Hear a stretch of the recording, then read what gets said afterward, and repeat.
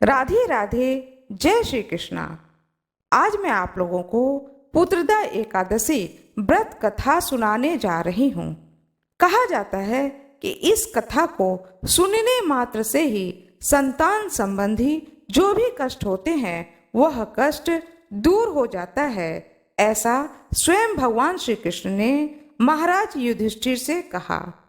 होता यूं है कि कामिका एकादशी की कथा को सुनने के बाद में भगवान श्री कृष्ण को प्रणाम करते हैं युधिष्ठिर जी। भगवान श्री कृष्ण अपने महल को लौट जाते हैं।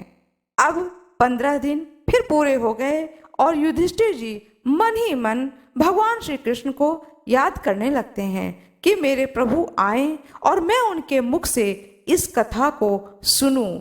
युधिष्ठिर जी के याद करने पर भगवान श्री कृष्ण अपने महल में मुस्कुरा रहे होते हैं कि युधिष्ठिर जी को मेरे मुख से ही यह कथा सुननी है, इसलिए वो मुझे आज याद कर रहे हैं।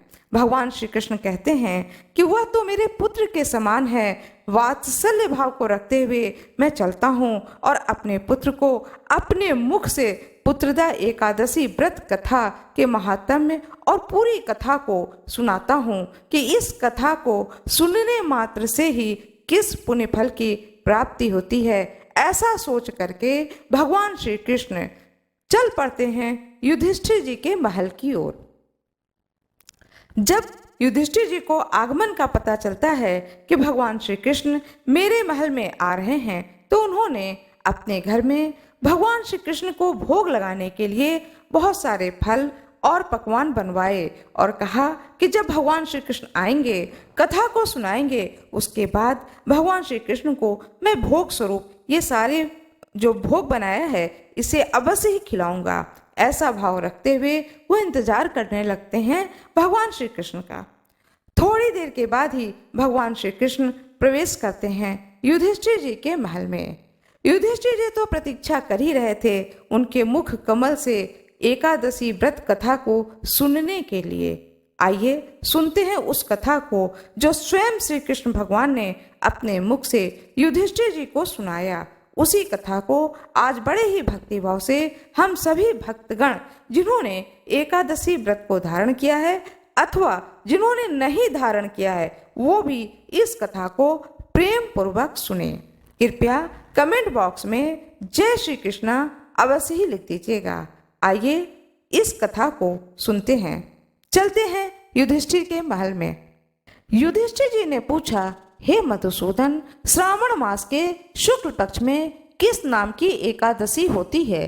कृपया मेरे सामने उसका वर्णन कीजिए। भगवान श्री कृष्ण कहते हैं, हे राजन, प्राचीन काल की बात है। द्वापर युग के प्रारंभ का समय था। महिष्मतीपुर में राजा महिजित अपने राज्य का पालन करते थे, लेकिन उनके कोई पुत्र नहीं था, इसलिए वह राज्य उन्हें सुखदायक नहीं प्रतीत होता था। अपनी अवस्था अधिक देख करके राजा को बड़ी चिंता होने लगी कि उनका यह राज्य कौन संभालेगा। तब उन्होंने प्रजा वर्ग में बैठकर इस प्रकार कहा, हे प्रजाजनों, इस जन्म में मुझसे कोई पातक नहीं हुआ है। मैंने किसी भी प्रकार के पाप कर्म नहीं किए हैं। मैंने अपने खजाने में अन्याय से कमाया हुआ धन भी जमा नहीं किया है। ब्राह्मण और देवताओं का धन भी मैंने कभी नहीं लिया है। प्रजा का पुत्रवत पालन किया है। धर्म से पृथ्वी पर अधिकार जमाया तथा दुष्टों को वे बंधु और पुत्र के समान ही क्यों न हो, मैंने उसे दंड दिया है। शिष्ट पुरुषों का सदा सम्मान किया और दूसरों को द्वेष का पात्र नहीं समझा। फिर क्या कारण है जो मेरे घर में आज तक पुत्र उत्पन्न नहीं हुआ है? आप लोग कृपया इसका विचार करें और मुझे कोई उपाय बताएं। राजा के यह वचन को सुन करके प्रजा और पुरोहित सभी लोग दुखी हो जाते हैं और वे सोचने लगते हैं कि राजा के हित के लिए अवश्य ही हमें कुछ न कुछ करना चाहिए, लेकिन वो लोग समझ नहीं पाते हैं कि क्या उपाय किया जाए। ब्राह्मण लोग आपस में बात करते हैं कि राजा ने तो बहुत सारे दान किए, पुण्य किए, सदकर्म किए हैं, पुत्र प्राप्ति के लिए बहुत सारे राजा ने यज्ञ भी कराए हैं, फिर भी राजा के यहाँ पुत्र नहीं हुआ है। ऐसा विचार करके वे सभी लोग फिर आपस में विचार करते हैं कि इस समस्या का समाधान कोई ऋषिवर ही दे सकते हैं। ऐसा विचार करके कुछ प्रजा के लोग, ब्राह्मण और विद्वान लोग जंगलों में जाते हैं ऋषि मुनि के आश्रम में पूछने के लिए कि क्या उपाय किया जाए। सभी लोग वन में इधर उधर घूमने लगते हैं और आश्रम में ऋषियों को तलाशने लगते हैं। इतने में ही उन्हें मुनि श्रेष्ठ लोमस ऋषि का दर्शन हुआ। लोमस जी धर्म के तत्वज्ञ, संपूर्ण शास्त्रों के विशिष्ट विद्वान, दीर्घायु और महात्मा हैं। उनका शरीर लोम से भरा हुआ है। वे ब्रह्मा जी के समान तेजस्वी हैं। कल्प बीतने पर उनके शरीर का एक एक लोम विशीर्ण होता है, अर्थात टूटकर गिरता है, इसलिए उनका नाम लोमश हुआ।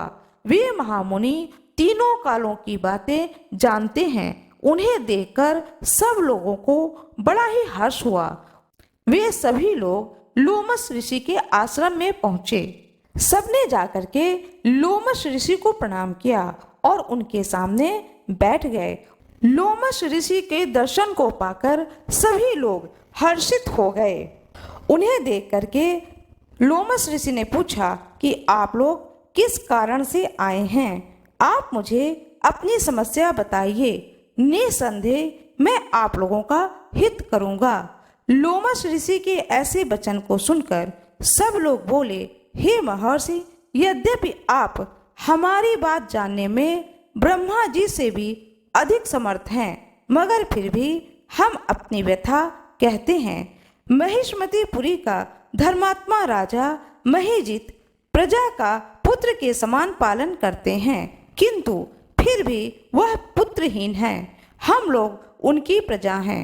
अपने राजा के दुख से हम भी दुखी हैं। हमको पूर्ण विश्वास है कि आपके दर्शन से हमारा यह संकट अवश्य ही दूर हो जाएगा, क्योंकि महान पुरुषों के दर्शन मात्र से ही अनेक कष्ट दूर हो जाते हैं और कार्य की सिद्धि होती है। इस बात को सुनकर लोमस ऋषि ने थोड़ी देर के लिए अपने नेत्र को बंद किया और राजा के पिछले जन्म का वृतांत ज्ञात कर लिया। लोमस ऋषि ने स्नेह सिक्त वाणी में कहा, हे महानुभाव, आपका राजा पूर्व जन्म में एक निर्धन वैश्य था। निर्धन होने के कारण इसने अनेक बुरे कर्म किए। वह एक गांव से दूसरे गांव व्यापार करने के लिए जाया करता था। एक समय ज्येष्ठ मास के शुक्ल पक्ष की द्वादशी के दिन मध्याह्न काल के समय, जबकि वह 2 दिन का भूखा प्यासा था, एक जलाशय पर जल पीने गया। उस स्थान पर उसी समय बछड़े के साथ एक गौ भी आ गई। वह प्यास से व्याकुल और ताप से पीड़ित थी, अतः बावली में जाकर के वह भी पानी पीने लगी। वैश्य ने पानी पीती हुई उस गाय को हाँक करके दूर हटा दिया और स्वयं पानी पीने लगा। इसी पाप के कारण राजा को निपुत्र होने का दुख सहना पड़ा। एकादशी के दिन भूखा रहने के कारण वह राजा बना और प्यासी गाय को जल पीने से हटाने के कारण वह पुत्रहीन हुआ और इस दुख को भोगना पड़ रहा है। सब लोगों ने कहा, हे मुनिश्रेष्ठ, राजा के इस पाप के निवारण का कोई तो उपाय होगा, अतः राजा का यह पाप नष्ट हो जाए, कृपया कोई ऐसा उपाय बताएं। लोमस मुनि ने उत्तर दिया, श्रावण मास के शुक्ल पक्ष की एकादशी को पवित्र एकादशी का व्रत और रात्रि जागरण करें तो पूर्व जन्म का यह पाप नष्ट हो जाएगा और राजा को अवश्य ही पुत्र की प्राप्ति होगी। लोमस ऋषि से उपाय जानने के बाद सभी व्यक्ति नगर को लौट आए। जब श्रावण शुक्ल एकादशी आई तो सबने मिलकर ऋषि के आज्ञा के अनुसार राजा सहित पुत्रदा एकादशी का व्रत और जागरण किया। इसके पश्चात द्वादशी के दिन इसके पुण्य का फल राजा को दे दिया। उस पुण्य के प्रभाव से रानी ने गर्भ धारण किया और प्रसव काल समाप्त होने पर उसने एक बड़ा ही तेजस्वी पुत्र को जन्म दिया। अंत में भगवान श्री कृष्ण ने कहा, हे राजन, इस श्रावण शुक्ल एकादशी का नाम पुत्रदा एकादशी है। अतः संतान की सुख की इच्छा रखने वाले इस व्रत को अवश्य ही करें। इसके महात्म्य को सुनने से ही मनुष्य सब पापों से मुक्त हो जाता है और इस लोक में संतान सुख भोग करके परलोक में स्वर्ग को प्राप्त होता है। भगवान श्री कृष्ण की जय हो। भगवान श्री हरि विष्णु की जय हो। सभी ऋषियों की जय हो। लोमश ऋषि की जय हो। भगवान श्री हरि विष्णु की जय हो। आज मैं आप लोगों को एक कथा सुनाने जा रही हूँ, तुलसी माता की कथा। कार्तिक के महीने में सब कोई तुलसी माता को सींचते हैं। सब कोई तो सींच के चले जाते थे, लेकिन एक बुढ़िया माई आती और माता तुलसी को रोजाना सींचती और तुलसी माता से कहती, सत्य की दाता, मैं बिरला सींचू तेरा, तू कर निस्तारा मेरा। तुलसी माता अड़ुआ दे, लड़ुआ दे, पीताम्बरा की धोती दे, मीठा मीठा घास दे, बैकुंठ का वास दे, चटके की चाल दे, पटके की मौत दे, चंदन की काठ दे, झालर की झिनकार दे, साईं का राज दे, दाल भात का जमीन दे, 11 का दिन दे, कृष्ण का कंधा दे। इतनी बात सुनकर माता तुलसी सूखने लगी।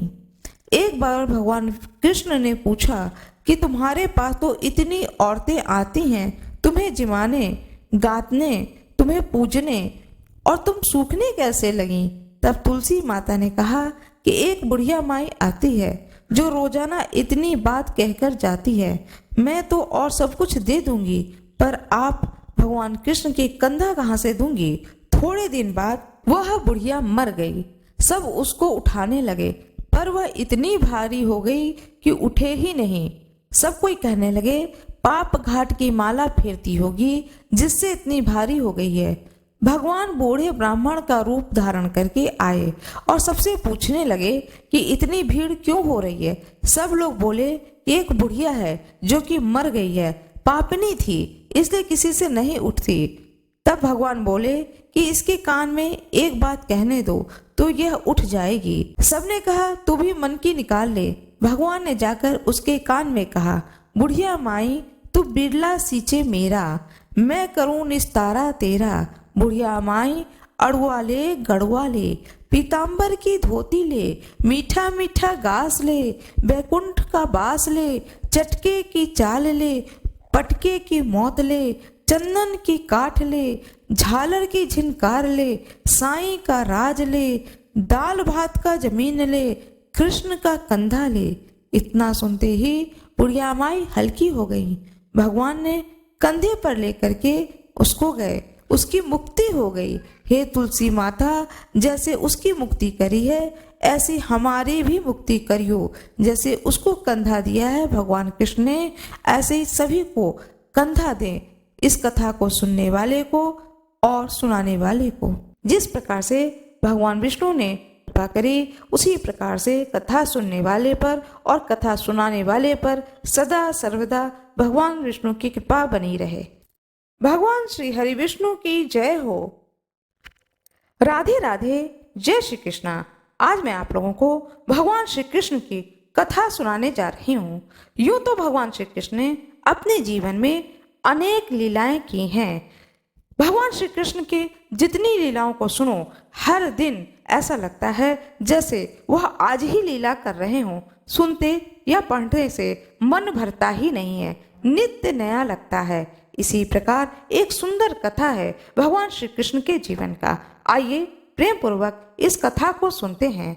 कहा जाता है कि भगवान की कथा पूरी सुननी चाहिए, बीच में कभी भी नहीं छोड़नी चाहिए, यह शुभ नहीं माना जाता है। आइए प्रेम पूर्वक इस कथा को सुनते हैं। जब भगवान श्री कृष्ण का जन्म होता है, तब भगवान श्री कृष्ण का नामकरण करने के लिए, उनके संस्कार करने के लिए आचार्य स्वरूप गर्गाचार्य को बुलाया जाता है। गर्गाचार्य यशोदा माता के घर आते हैं। धीरे धीरे कृष्ण बड़े होने लगे। गर्गाचार्य नामकरण संस्कार के लिए आए हैं। भगवान श्री कृष्ण को रोहिणी जी ने गोद में बिठाया और बलराम जी को यशोदा जी ने। गर्गाचार्य जी ने नंद बाबा से कहा कि रोहिणी की गोद में बैठा बालक तुम्हारा है, वह हमेशा वर्ण बदलता आया है। इस बार यह श्याम वर्ण में है। यह सभी को आकृष्ट करेगा, वह सभी को आनंदित करेगा, अतः इसका नाम श्री कृष्ण रखा। यह महाज्ञानी होगा, इसके जन्माक्षर बड़े अच्छे हैं और कुछ मैं क्या कहूँ, तेरा ये कन्हैया तो बस बिल्कुल नारायण जैसा ही है। गर्गाचार्य किसी अन्य के हाथों की बनी रसोई नहीं खाते थे, अतः वे अपनी रसोई बनाने के लिए यमुना जी से जल लेने गए। गर्गाचार्य जी यमुना में स्नान करके जल ले आए। उनके इष्ट देव थे चतुर्भुज भगवान विष्णु, अतः उन्होंने यह सोचकर कि पहले अपने इष्ट देव का भोग लगाऊंगा, खीर बनानी चाहिए। कन्हैया ने सोचा कि गुरुजी शायद मुझे पुकार रहे हैं। वे तुरंत वहां भागकर खीर खाने पहुंच गए और खीर खाने लगे। गर्गाचार्य भगवान की पूजा में आंख बंद किए निरंतर जाप कर रहे थे, ओम नमः नारायण। कन्हैया मन ही मन बोल रहे थे, महाराज आंखें बंद ही किए रहना। 12 माला फिराकर जब गर्गाचार्य जी ने आंखें खोली तो देखा कि सामने कन्हैया खीर खाने में मगन है। वे कहने लगे, अरे यशोदा, देख तो तेरे लाला ने मेरी खीर खा ली। यशोदा माता दौड़ी पड़ी, देखा तो कन्हैया बड़े चाव से खीर खा रहे थे। यशोदा माँ ने डांट लगाई, तुझे घर में खीर नहीं मिलती है क्या? तूने आकर महाराज की खीर खा ली। कन्हैया बोले, तुम मुझे क्यों डांट रही हो?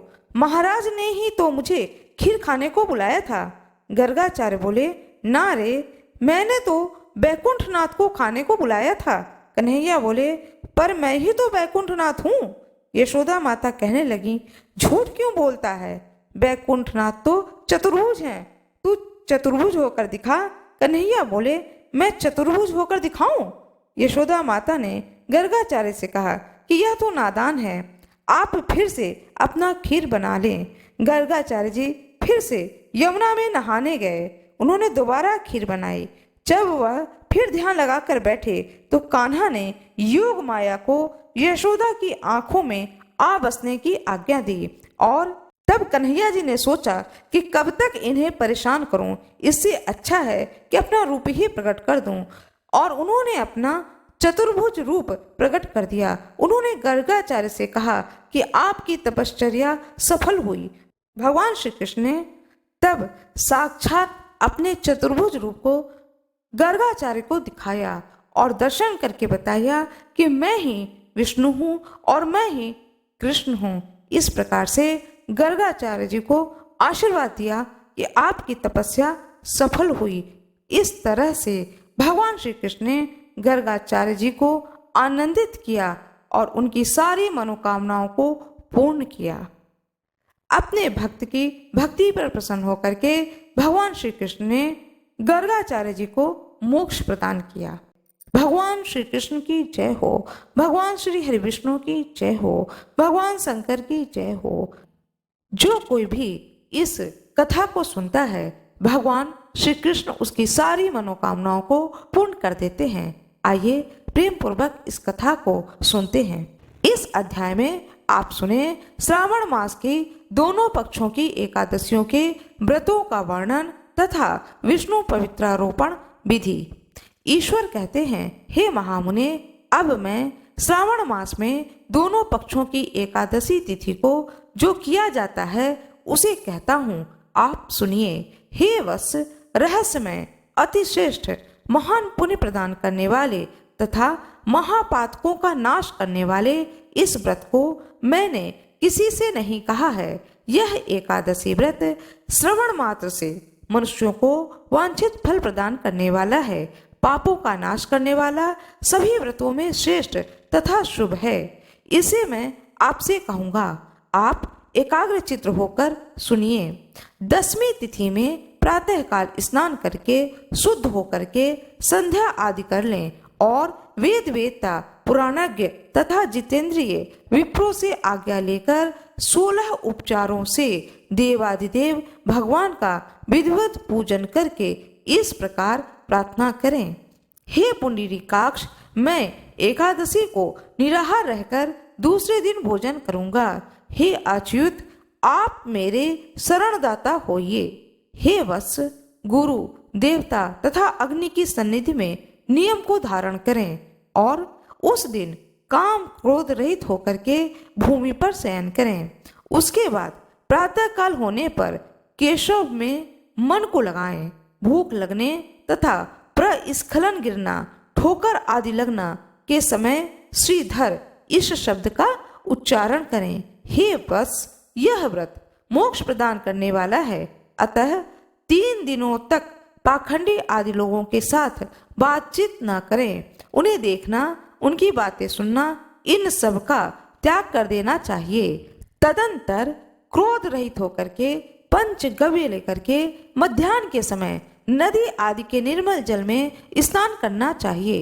सूर्य भगवान को नमस्कार करके भगवान श्रीधर की शरण में जाना चाहिए और वर्णाचार की विधि से सभी कृत्य संपन्न करके घर आना चाहिए। वहां पुष्प, धूप तथा अनेक प्रकार के नैवेद्यों से श्रद्धा पूर्वक श्रीधर की पूजा करनी चाहिए। उसके बाद सुवर्ण में पंचरत्न युक्त श्वेत चंदन से लिप्त तथा 2 वस्त्रों से आच्छादित कलश को स्थापित करें और शंख, चक्र, गदा युक्त देवादिदेव श्रीधर की प्रतिमा स्थापित कर उनकी पूजा करें। गीत, वाद्य तथा कथा श्रवण के साथ रात्रि में जागरण करना चाहिए। इसके बाद विमल प्रभात होने पर द्वादशी के दिन विधिवत पूजन करके कृत्य होकर के बुद्धिमान को चाहिए कि श्रीधर का नाम का जाप करें। इसके बाद उन शंख, चक्र तथा गदा धारण करने वाले देव देवेश श्रीधर की पुनः पूजा करके और सुवर्ण दक्षिणा सहित कलश जो है वह ब्राह्मण को प्रदान करें। उस समय ब्राह्मण को विशेष करके नवनीत अवश्य प्रदान करें। इस प्रकार प्रार्थना करें, हे भगवान, हे श्रीधर, आज आप मुझ पर प्रसन्न हों और मुझे अति उत्तम लक्ष्मी प्रदान करें। हे मुनिश्रेष्ठ, इस प्रकार उच्चारण करके जगत गुरु श्रीधर से प्रार्थना करके श्रेष्ठ ब्राह्मणों को भोजन कराकर अपने सामर्थ्य अनुसार दक्षिणा देनी चाहिए। उसके बाद सेवकों आदि को भोजन कराकर गायों को घास खिलानी चाहिए। इसके बाद मित्रों तथा बंधु बांधवों समेत स्वयं भोजन करना चाहिए। हे सनत कुमार, मैंने आपको यह श्रावण मास की शुक्ल पक्ष की एकादशी व्रत विधि बतला दी। इसी प्रकार कृष्ण पक्ष की एकादशी में भी करना चाहिए। दोनों व्रतों में अनुष्ठान समान है, केवल देवताओं के नाम में भेद है। जनार्दन, मुझ पर प्रसन्न हो, यह वाक्य बोलना चाहिए। शुक्ल एकादशी के दिन श्रीधर और कृष्ण एकादशी के देवता जनार्दन हैं। और हे सनत कुमार, यह मैंने आपसे दोनों एकादशियों के व्रत का वर्णन कर दिया है। इस एकादशी व्रत के समान पुण्य व्रत न तो कभी हुआ और न ही होगा। आपको यह व्रत गुप्त रखना चाहिए और दुष्ट हृदय वालों को नहीं प्रदान करना चाहिए।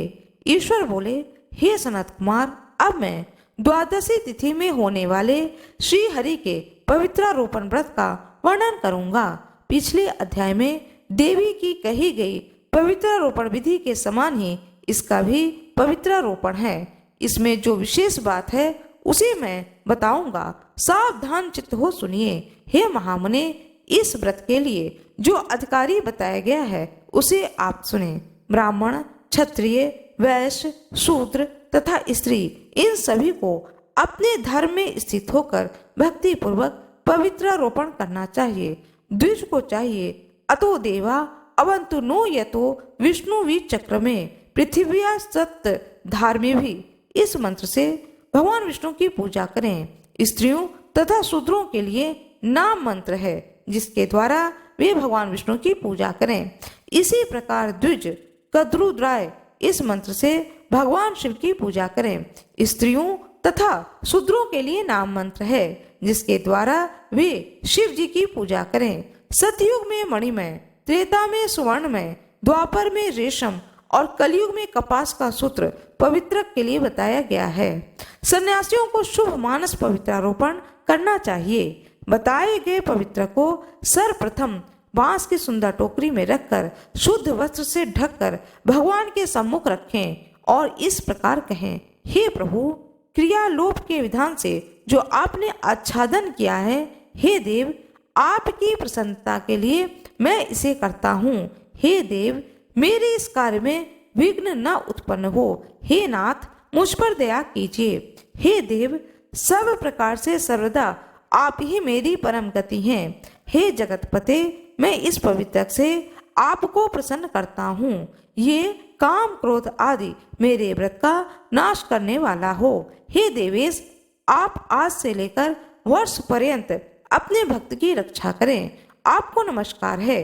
इस प्रकार कलश में देवता की प्रार्थना करके बांस के शुभ पात्र में स्थित पवित्रक की आदर पूर्वक प्रार्थना करनी चाहिए। हे पवित्रक, वर्ष भर की गई पूजा की पवित्रता के लिए विष्णु लोक से आप इस समय यहाँ पधारें। आपको नमस्कार है। हे देव, मैं विष्णु के तेज से उत्पन्न मनोहर सभी पापों का नाश करने वाला तथा सभी कामनाओं को पूर्ण करने वाले इस पवित्र को आपके अंग में धारण करता हूँ। हे देवेश, हे पुरुषोत्तम पुरुषोत्तम, आप मेरे द्वारा आमंत्रित हैं, अतः आप मेरे समीप पधारें। मैं आपका पूजन करूंगा। आपको नमस्कार है। मैं प्रातः काल आपको यह पवित्र निवेदन करूंगा। उसके बाद पुष्पांजलि देकर रात्रि में जागरण करना चाहिए। एकादशी के दिन अधिवासन करें और द्वादशी के दिन प्रातः काल पूजन करें। पुनः हाथ में गंध, दुर्वा, अक्षत के साथ पवित्र लेकर ऐसा कहें, हे देवाधिदेव, आपको नमस्कार है। वर्ष पर्यंत की गई पूजा का फल देने वाले इस पवित्र को पवित्रीकरण हेतु आप ग्रहण कीजिए। मैंने जो भी दुष्कृत किए हैं उसके लिए आप मुझे आज पवित्र कीजिए। हे देव, हे सुरेश्वर, इस प्रकार आप मुझे अनुग्रह करें कि मैं शुद्ध हो जाऊं। इस प्रकार मूल मंत्र से संपुटित इन मंत्रों के द्वारा पवित्रक अर्पण करें। उसके बाद महानैवेद्य अर्पित करें। नीराजन प्रार्थना करें। मूल मंत्र से धत सहित खीर का अग्नि में हवन करें। इसके बाद इसी मंत्र से पवित्रक का विसर्जन करके इस प्रकार बोले, हे पवित्रक, वर्ष भर की गई मेरी पूजा को पूर्ण करके आप इस विसर्जित होकर के विष्णु लोक को प्रस्थान करें। इसके बाद पवित्रक को उतारकर ब्राह्मण को प्रदान कर दें अथवा जल में विसर्जित कर दें। हे वत्स, मैंने आपसे श्री हरि के इस पवित्रारोपण का वर्णन किया है। इसे करने वाले इस लोक में सुख भोग कर अंत में वैकुंठ प्राप्त करता है। इस प्रकार स्कंद पुराण के अंतर्गत ईश्वर सनत कुमार संवाद में श्रावण मास महात्म्य में उपभय एकादशी व्रत कथन और द्वादशी में विष्णु पवित्रारोपण नामक अध्याय पूर्ण हुआ। ओम नमः शिवाय। भगवान श्री हरि विष्णु की जय हो। माता लक्ष्मी की जय हो। भगवान श्री कृष्ण की जय हो। भगवान श्री हरि विष्णु की जय हो। सभी ऋषियों की जय हो। लोमश ऋषि की जय हो। आशा करती हूँ कि आप लोगों को यह जानकारी बहुत ही अच्छी लगी होगी। कृपया वीडियो को लाइक करना, शेयर करना, सब्सक्राइब करना न भूलिएगा। कमेंट बॉक्स में जय श्री हरि विष्णु अवश्य ही लिख दीजिएगा। आप लोगों का बहुत बहुत धन्यवाद।